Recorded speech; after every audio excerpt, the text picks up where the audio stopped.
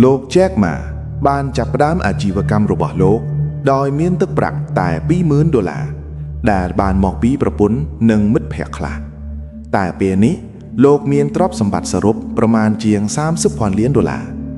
លោកគឺជាជនជាតិចិនដីគោកទី1ដែលទស្សនបតីថាមចាត់ទុកជាកម្ពុជាសហគ្រិនម្នាក់និងជាមហាសេដ្ឋីដែលមានជាងគេលេខរៀងទី18នៅក្នុងលោកគឺជាអ្នកបង្កើតក្រុមហ៊ុនទិញលក់ទំនិញតាមអនឡាញឈ្មោះ Alibaba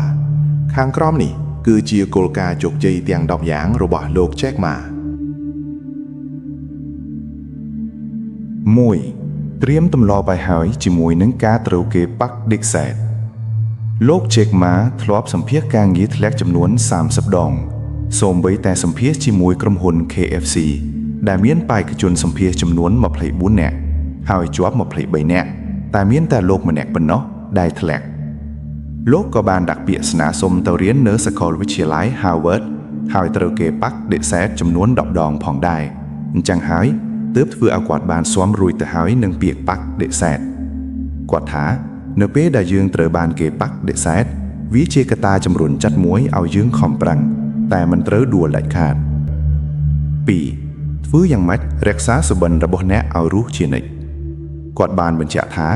គុណសោសម្ងាត់ដើម្បីទៅរកភាពជោគជ័យនោះគឺធ្វើយ៉ាងម៉េចរក្សាសុបិនរបស់អ្នកឲ្យរស់ជានិច្ចព្រោះថា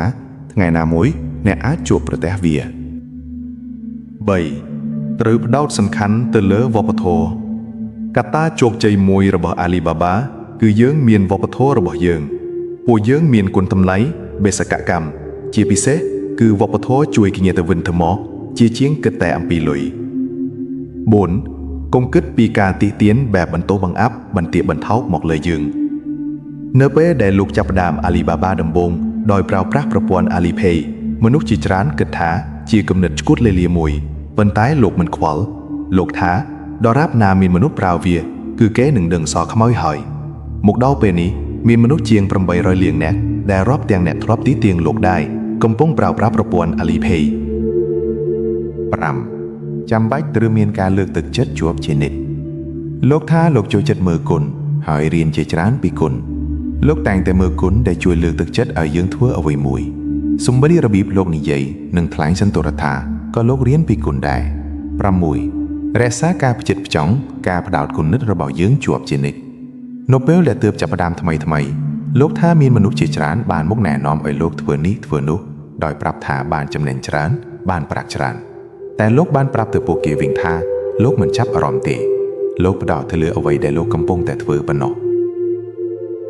7. ចាំបាច់ត្រូវមានឈ្មោះល្អមួយនៅពេលដែលលោកចាប់ផ្ដើមដំបូងឈ្មោះប្រព័ន្ធអ៊ីនធឺណិតដែលល្បីជាងគេកាលនោះគឺ Yahoo លោកបានគិតពី3ថ្ងៃរកឈ្មោះណាមួយដែលល្បីអញ្ចឹងដែរហើយលោកក៏បាននឹកឃើញពាក្យ Alibaba លោកបានសួរទៅអ្នករត់តុនៅហាងអាហារដែលលោកទៅទទួលទានថាស្គាល់ Alibaba ទេនាងឆ្លើយថាស្គាល់ហើយលោកក៏បន្តសាកសួរមនុស្សប្រមាណ30-40នាក់ទៀតពេលចេញមកវិញហើយពួកគេសុទ្ធតែស្គាល់ Alibaba ទាំងអស់ 8. អតិថិជនគឺលេខ1លោកបានរក្សាទ្រឹស្ដីបុរាណរបស់គោលការណ៍ទីផ្សារដែលតែងតែនិយាយថាអតិថិជនជាស្ដេចលោកបានចាត់ចំណាត់ថ្នាក់សម្រាប់មុខរបរគឺអតិថិជនលេខ1បុគ្គលិកគឺលេខ2រីឯភាគហ៊ុនរបស់យើងគឺទី3 9. ឈប់រអ៊ូតវ៉ាច្រើនមកស្វែងរកឱកាសវិញប្រសើរជាងនៅពេលដែលយើងរអ៊ូច្រើនយើងនឹងខាតពេលបាត់បង់ទឹកចិត្តទៅនេះទៅនោះហើយក៏ទៅបង្ទោសថាគ្មានឱកាសប៉ុន្តែតាមពិតទៅឱកាសគឺកើតមាននៅពេលដែលយើងកំពុងរអ៊ូនឹងឯង 10. ត្រូវតែមានឆន្ទៈមមាត់កាលពីឆ្នាំ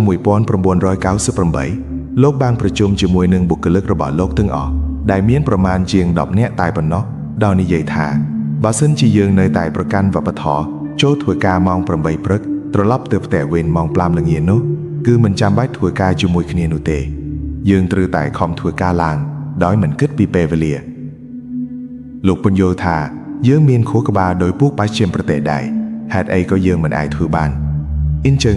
យើងចាំបាច់ត្រូវតែធ្វើការវិញធ្លុងតែមួយហើយដឹងថាយើងកំពុងធ្វើអ្វីពេលនោះយើងនឹងមានកម្លាំងចិត្តដើម្បីបន្តទៅមុខទៀតហើយ